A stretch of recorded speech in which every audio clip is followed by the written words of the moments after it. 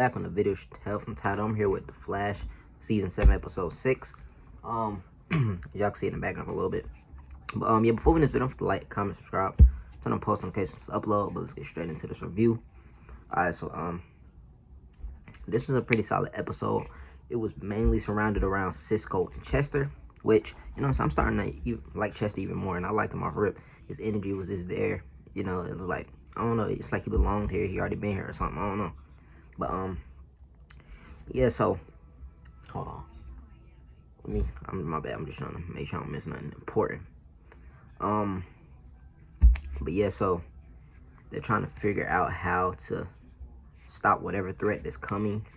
At least what the Speed Force has said, which is in Nora body or whatever.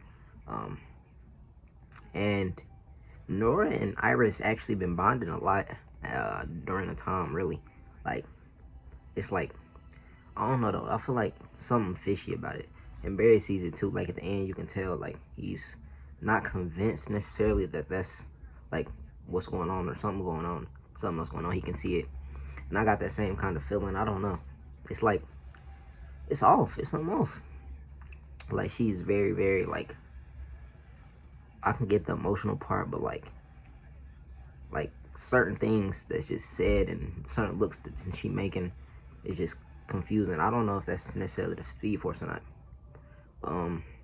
Yeah, that's enough of that. Let's get into the actual time travel. So Cisco and Chester, like I said, was fixing the thing, trying to get ready, and they get trapped in this like green, almost like a force field type thing.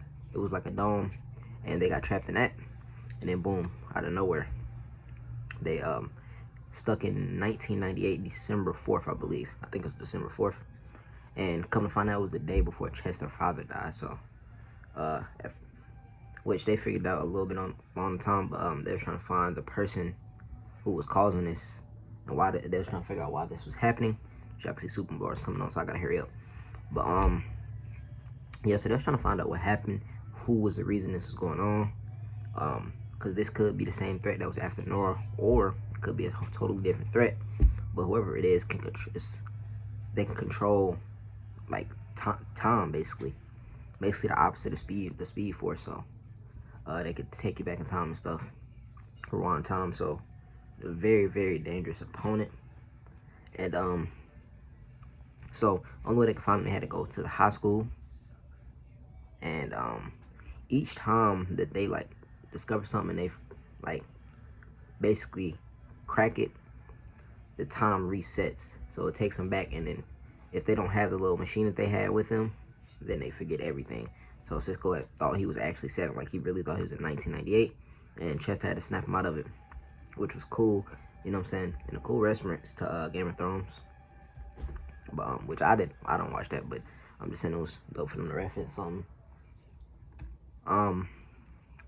But yeah, so that situation was going, so they couldn't do too much. Like, they couldn't let anybody else in, basically. It only could be them two, because when they confronted the dude that they thought it was, and then he ended up being trapped in the thing too, and along there, they're basically just gonna be trapped completely. And the machine that they had broke, so if the time would get reset one more time, then they would both forget everything, and they'd just be trapped in there forever. So it's up to Cisco and Chester. Also, I forgot to mention that while all this is going on, like, Barry and all them are also like getting trapped in 98. Well, Barry, he's not really in this episode too much. He's in the last like 5 minutes, but outside of that, he wasn't really in this episode. But Iris and all them were taken back to 1998 as well. So it was up to Cisco and Chester to save the day. And that duo, I kind of like that duo. I'm not gonna lie, the duo is pretty interesting. Definitely an interesting duo. But yeah, like I was saying, it was up to them to save the day. And so they eventually find a dude, I believe his name is Dion, high school football athlete. And the reason for it ended up being his future is horrible, so he decided to come back to the past and try to change everything, and he could never change the fact that I think he got injured or something, and so his future life he felt like was just wasted, and he didn't like it. He didn't like his future, so came back to the past and kept reliving it and reliving it. And yeah, basically, just couldn't get over the fact that his life wasn't he wasn't meant to be a football star, I guess. And Chester finally gets to speak with his dad. Obviously not as his son, like he can't say he was his son because it would just mess everything up probably. And by the way, his dad died the next day. I don't know if I mentioned that at the beginning, but yeah. So he has to sit there knowing that his dad will die tomorrow. So that was tragic. He knew that was the last time he get to see his dad. So it was hard for him to talk to him, and he felt like his dad didn't care for him, which he ended up finding out he did when he had a conversation with him. Like I said, he obviously didn't know he was his son, but he basically was, everything he did, he was saying he was doing for his son. And they ended up building something together to help them try to stop the new threat, which ended up not working at all. But what really worked was Chester talking to him. Well, I'm gonna say kind of worked because they're safe for now, but he has a bigger plan now. Chester did save them though. Chester, you know what I'm saying? Chester saved the day, which is cool.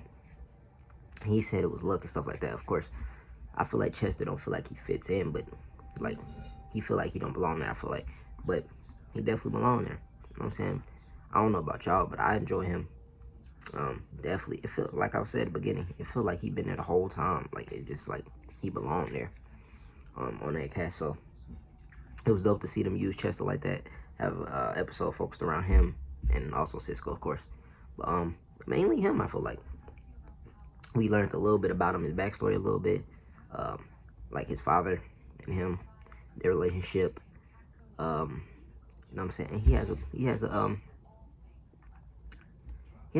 just a great personality. I feel like, I don't know. And then him and Cisco are best buds now. I think what was it? What was the nickname? I don't know. I'm not even about to try to even get that right.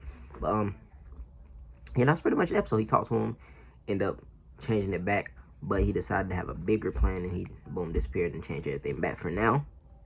But so we'll be seeing more of whoever he is, Dion. We'll see more of him soon. But yeah, that's pretty much this episode, really. And then the ending, like I said, Barry was a little suspicious of Nora. And Nora and Iris was bonding a lot, honestly. And she offered her to stay. I don't even know if I should be calling her or it or whatever, but offered her to stay at their place. And Barry was, you know what I'm saying, he agreed with it, of course. But then after they walked off, he like had like a little look like he was suspicious, which, you know what I'm saying, I am a little too, because the way she's acting this episode was just a little strange.